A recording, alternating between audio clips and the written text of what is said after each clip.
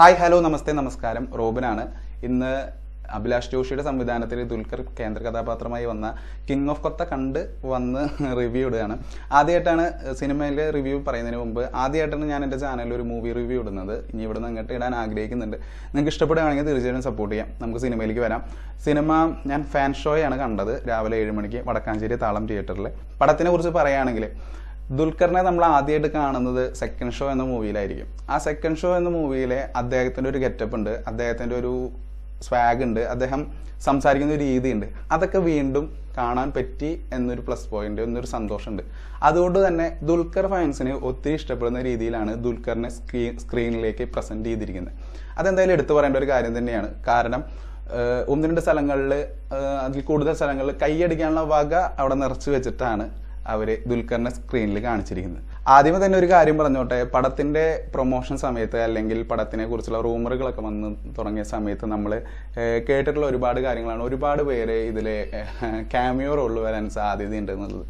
അങ്ങനെ പറയാനുള്ള കാരണം ഇതൊക്കെയായിരുന്നു. ഒന്ന്, അഭിലാഷ് ജോഷി ഡയറക്ടർ ജോഷിയുടെ മകനാണ്. 2, നമ്മുടെ മമ്മൂക്കയുടെ മകനാണ് ദുൽഖർ അഭിനയിക്കുന്നുണ്ട്. അതുപോലെ തന്നെ തിലകന്റെ മകൻ ഷമ്മി തിലകനാണ് ദുൽഖറിന്റെ ഫാദർ ആയിട്ടുള്ള റോള് ചെയ്യുന്നത്. പണ്ടത്തെ ഒരുപാട് ആക്ഷൻ മൂവീസിലെ നായകന്മാരും സപ്പോർട്ടിങ് ഡയറക്ടേഴ്സ് ഒക്കെ ആയിട്ടുള്ള ആളുകളുടെ മക്കൾ ഒരുമിക്കുന്ന ഒരു സിനിമ എന്നൊരു പേര് ഈ പടത്തിനുണ്ടായിരുന്നു.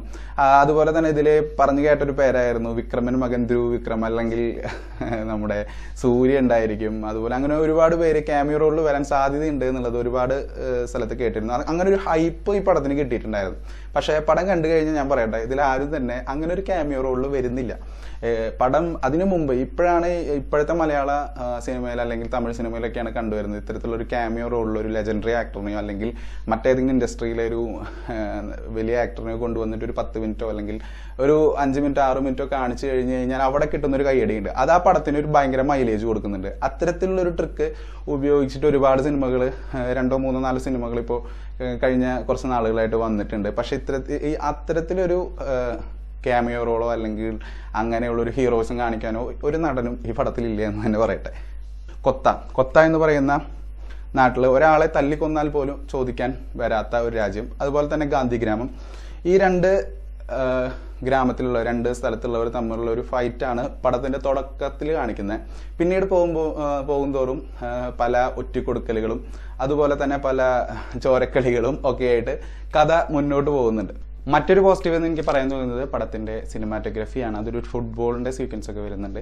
അത് അവർ കവർ ചെയ്തിരിക്കുന്ന രീതി, അല്ലെങ്കിൽ അതിലേക്ക് നമ്മളെ എൻഗേജ് ഇരുത്താനായിട്ട് ആ ഒരു സീനിൽ, അല്ലെങ്കിൽ അതിനുശേഷം വരുന്നൊരു ഫൈറ്റിന്റെ സീനൊക്കെ ഉണ്ട്. അതിനുശേഷം ക്ലൈമാക്സിനോട് എടുക്കുമ്പോൾ ഒരു ഫൈറ്റ് ഉണ്ട്. ആ ഫൈറ്റിലെ നമ്മളെല്ലാവരും നായകൻ ഇവിടുന്ന് വരുന്നു, വില്ലൻ ഇവിടുന്ന് സ്ലോ മോഷനിൽ വരുന്നു, ഫൈറ്റ് ചെയ്യുന്നു. ഇങ്ങനെ ഒരു സീനിന് പുറമെ ആ ഫൈറ്റ് ചെയ്യുന്ന നായകൻ എന്തൊക്കെയായിരിക്കും കാണുക, അല്ലെങ്കിൽ ഗണ്ണ് പിടിച്ചിരിക്കുന്ന നായകൻ എങ്ങനെയായിരിക്കും മറ്റുള്ളവരെ കാണുക എന്നുള്ള രീതിയിൽ ഒരു ക്യാമറ ആംഗിൾ അവർ ഉപയോഗിച്ചിട്ടുണ്ട്. പല സിനിമയിലും കണ്ടിട്ടുള്ളതാണ്. പക്ഷെ ഇതിൽ അത് പ്ലേസ് ചെയ്തിരിക്കുന്ന ആ ഒരു രീതി വളരെ രസകരമായിട്ട് തോന്നി. ആ ഒരു സിനിമാറ്റോഗ്രഫി ഒരു പ്ലസ് പോയിന്റ് തന്നെയാണ്. അതുപോലെ തന്നെ നേരത്തെ ഞാൻ പറഞ്ഞു, ദുൽഖറിനെ സ്ക്രീനിൽ കാണിച്ചിരിക്കുന്നത് വളരെ മനോഹരമായിരുന്നു. അത് പറയാൻ കാരണം, ഏറ്റവും തുടക്കത്തിൽ ദുൽഖറിന്റെ ഇൻട്രോയ്ക്ക് തൊട്ട് മുമ്പ് അദ്ദേഹത്തിന്റെ ഒരു ഒറ്റ സെക്കൻഡ് ഒരു സീൻ കാണിക്കുന്നുണ്ട്. ഒരു ഫൈറ്റ് സീനാണ്, ഒരു ഇടിക്കുന്ന സീനാണ്. ആ ഒരു സീനിന് പോലും തിയേറ്റർ നിറയെ കയ്യടിയായിരുന്നു.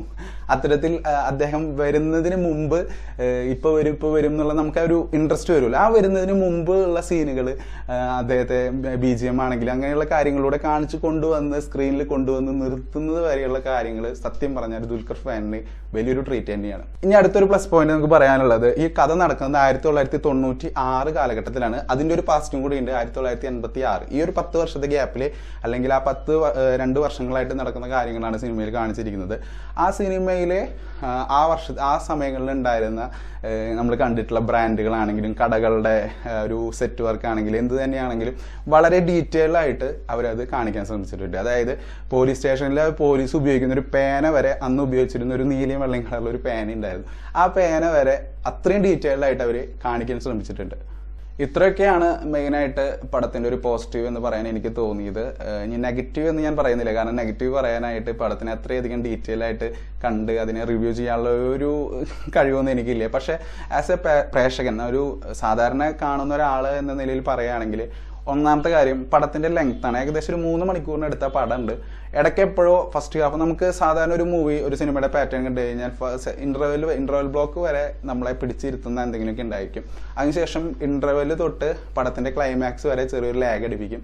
അതിനുശേഷം ക്ലൈമാക്സിൽ ആ ഫസ്റ്റ് ഹാഫിൽ ഉണ്ടായിരുന്ന കാര്യങ്ങളും സെക്കൻഡ് ഹാഫിൽ പറഞ്ഞ കാര്യങ്ങളെല്ലാം കൂടിയിട്ട് ഒരു കൂട്ടകലാശം പോലെ ഒരു ക്ലൈമാക്സ് തരും. ഇങ്ങനെയാണ് സാധാരണ ഒരു സിനിമയുടെ അല്ലെങ്കിൽ എൻഗേജിങ് ആക്കി ഇരുത്തുന്ന സിനിമയുടെ ഒരു പാറ്റേൺ എന്ന് കണ്ടിരിക്കുന്നത്. പക്ഷേ ഇതിലെ ഫസ്റ്റ് ഹാഫിലും കുറച്ച് സ്ഥലത്ത് ലാഗ് അടിച്ചു, സെക്കൻഡ് ഹാഫിലും കുറച്ച് സ്ഥലത്ത് ലാഗ് അടിച്ചു. പക്ഷെ ഇത്രയ്ക്കൊന്നും വലിച്ചു നീട്ടാതെ ഒന്ന് ക്രിസ്പായി ഒരു 2.5 മണിക്കൂറിലോ അല്ലെങ്കിൽ 2 മണിക്കൂറിലേക്കോ കൊണ്ടുവന്ന് തീർക്കാവുന്നൊരു കഥയായിരുന്നു എന്ന് എനിക്ക് പല സമയത്തും തോന്നി.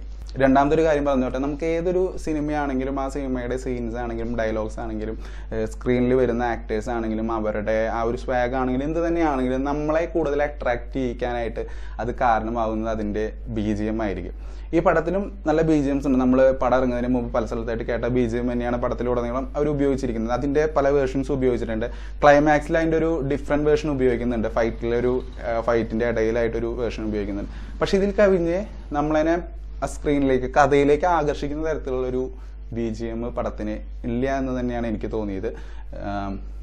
ഒട്ടും മോശമായി എന്ന് ഞാൻ പറയുന്നില്ല, പക്ഷെ ആ ഒരു ഒന്നുകൂടി മുകളിലേക്ക് എത്തിക്കുന്ന അല്ലെങ്കിൽ ആ ഒരു ഡയലോഗിനെ അല്ലെങ്കിൽ ആ കഥയുടെ ആ ഒരു ഭാഗത്തെ ആ സീനിനെ ഒന്നുകൂടി മുകളിലേക്ക് എത്തിക്കുന്ന നമ്മളിലേക്ക് അടുപ്പിക്കുന്ന ആ ഒരു BGM, ആ ഒരു പഞ്ച് കിട്ടാത്ത പോലെ തോന്നും. അടുത്തത് കഥയെക്കുറിച്ച് പറയുകയാണെങ്കിൽ നമ്മൾ ഒരുപാട് ഗാങ്സ്റ്റർ മൂവീസിൽ കണ്ടിട്ടുള്ള കഥയായിരിക്കും 2 ഗാങ്സ്റ്റർ ടീം. അതിലൊരു ഗാങ്സ്റ്റർ ടീമിലെ ഒരാൾ പിണങ്ങി മറ്റൊരു ടീമിലേക്ക് പോകുന്നു, അവർ തമ്മിൽ ഫൈറ്റ് ആവുന്നു. അത്തരത്തിലുള്ളൊരു ഫൈറ്റാണ് പിന്നീട് ആ സിനിമയെ മുന്നോട്ട് നയിക്കുന്നത്. ഈ ഒരു ഗാങ്സ്റ്റർ പാറ്റേൺ ഒരുപാട് സിനിമയിൽ കണ്ടിട്ടുണ്ടെങ്കിൽ ആ ഒരു സെയിം പാറ്റേൺ തന്നെയാണ് ഈ പടം ഫോളോ ചെയ്തത്.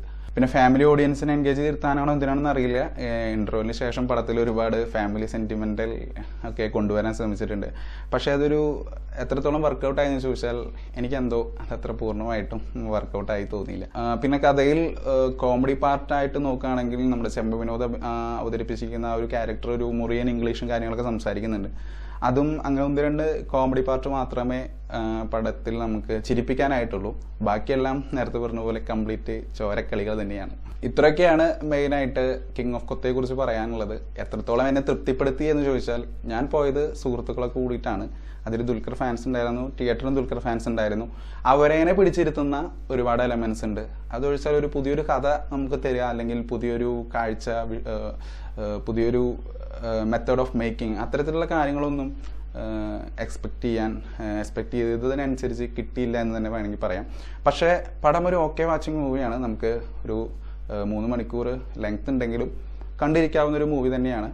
ഓണത്തിന് റിലീസായ സിനിമകളിൽ ആദ്യമായിട്ട് റിലീസ് ചെയ്ത പടം തന്നെയാണ്. നാളെ RDX അതുപോലെ നിവിൻപോളിയുടെ ബോസ് ആൻഡ് കോ ഇങ്ങനെയുള്ള സിനിമകൾ വരാനിരിക്കുന്നുണ്ട്. ഏതായിരിക്കും ഓണം വിന്നർ എന്നൊന്നും പറയാൻ സാധിക്കില്ല. പക്ഷേ നിങ്ങൾ സുഹൃത്തുക്കളൊക്കെ കൂടി പോയി അല്ലെങ്കിൽ ഫ്രണ്ട്സ് ദുൽഖർ ഫാൻസ് എല്ലാം കൂടി പോയി കണ്ട് അദ്ദേഹത്തിന് കൈയടിക്കാൻ ആഗ്രഹിക്കുന്ന ഒരാളാണെങ്കിൽ തീർച്ചയായിട്ടും കിങ് ഓഫ് കൊത്ത നിങ്ങളെ തൃപ്തിപ്പെടുത്തും. അപ്പാർട്ട് ഫ്രം ദാറ്റ് നമുക്കൊരു പുതിയൊരു അനുഭവം നൽകുന്നതിൽ അത്രയും വിജയിച്ചിട്ടില്ല എന്ന് തന്നെ പറയാം. പക്ഷേ പടത്തിന് നെഗറ്റീവായി ബാധിച്ചത് നേരത്തെ പറഞ്ഞ പോലെയുള്ള ഓവറായിട്ടുള്ള ഹൈപ്പും അത്തരത്തിലുള്ള കാര്യങ്ങളൊക്കെ തന്നെയായിരുന്നു. അതൊക്കെ ഒന്ന് കുറച്ചൊന്ന് പടം ഒന്നുകൂടി ഒന്ന് ക്രിസ്പാക്കി നമുക്ക് ആവശ്യമുള്ള എലമെൻസും അല്ലെങ്കിൽ നമ്മളെ എൻഗേജ് ഇരുത്തുന്ന 1-2 എലമെൻസും കൂടി ആഡ് ചെയ്ത് നല്ലൊരു പാക്ക് ഡൈറ്റായിട്ട് തന്നു കഴിഞ്ഞാൽ ഒരു പക്ഷേ പടം ഒന്നുകൂടി നമ്മളെ തൃപ്തിപ്പെടുത്തുമായിരുന്നു എന്നൊരു റിവ്യൂ മാത്രമാണ് എൻ്റെ ഭാഗത്തുനിന്നുള്ളത്. നിങ്ങൾ തീർച്ചയായിട്ടും പടം തിയേറ്ററിൽ പോയി കണ്ട ആളാണെങ്കിൽ നിങ്ങളുടെ കമൻറ്റ്സ് തീർച്ചയായിട്ടും അറിയിക്കുക. ഇത്തരത്തിലുള്ള വീഡിയോസ് നിങ്ങൾക്ക് ലഭിക്കാനായിട്ട് തീർച്ചയായും ചാനൽ ഫോളോ ചെയ്യുക, സബ്സ്ക്രൈബ് ചെയ്യാം. മറ്റൊരു വീഡിയോ ആയിട്ട് വീണ്ടും വരാം. നേരത്തെ പറഞ്ഞ പോലെ നാളെ ഓണത്തിന് ഇനിയും പടങ്ങൾ റിലീസ് ആവാനിരിക്കുന്നുണ്ട്. അവിടത്തിൻ്റെ എല്ലാം റിവ്യൂസ് നിങ്ങൾക്ക് തരാൻ ഞാൻ ആഗ്രഹിക്കുന്നു. അങ്ങനെ നിങ്ങൾ ഫോളോ ചെയ്യാൻ ആഗ്രഹിക്കുന്നു തീർച്ചയായും സബ്സ്ക്രൈബ് ബട്ടൺ അമർത്തിക്കുക. അപ്പോൾ നാളെ മറ്റൊരു വീഡിയോ ആയിട്ട് കാണാം. Tata, see you, by.